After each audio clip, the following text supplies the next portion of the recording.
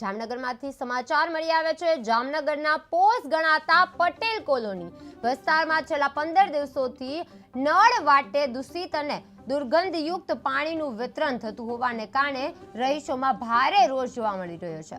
પાણીનો રંગ કાળો અને દુર્ગંધથી ભરપૂર હોવાથી તેનો ઉપયોગ કરવો તો દૂર તેને અડવું પણ મુશ્કેલ બની ગયું છે।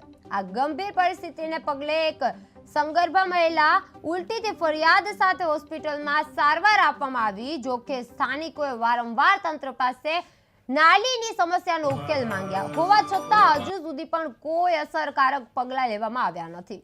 પટેલ કોલોનીમાં દૂષિત પાણીનું વિતરણ થઈ રહ્યું હતું। જળનો રંગ કાળો અને દુર્ગંધથી ભરપૂર રહ્યો હતો અને રહીશોમાં દરરોજ રોષ અને આક્રોશ વધી રહ્યો હતો। સંગર્ભા મહિલાને ઉલટીની ફરિયાદ સાથે સારવાર કરવામાં આવી હતી। તંત્રએ પ્રશ્નનું નિરાકરણ કરવાની માંગ પણ કરી છે। સંગર્ભા મહિલાએ ઉલટીની ફરિયાદ સાથે સારવાર કરવામાં આવી હતી। તંત્રએ પ્રશ્નનું નિરાકરણ કરવાની માંગ કરી છે।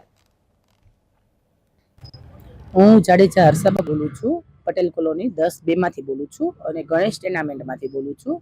આજે અમારે પ્રાથમિક જરૂરિયાત પાણી હોય, તો આજે પાણી જ ન હોય તો અમે કામ કેવી રીતે કરી શકીએ? એટલે આજે પાણી ગંદુ આવે છે અને ગટરનું આવે છે।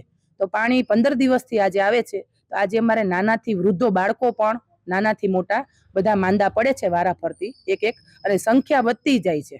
તો એને લીધે અમારે એકને આ તકલીફ અમારે તો તકલીફ છે, પણ સામે એમ કે છે કે તમારે તકલીફ છે તો કઈ કરો, પણ આજે કોઈ અહીંયા જોવાય પણ આવ્યું નથી। અમે 15 દિવસથી અમે રજૂઆત કરવી છે, પણ અહીંયા કોઈ આવ્યું નથી અને અહીંયા અમારે ખાલી વાલમેન્ટ એક જ ધ્યાનમાં લે છે વાત અને આવે છે।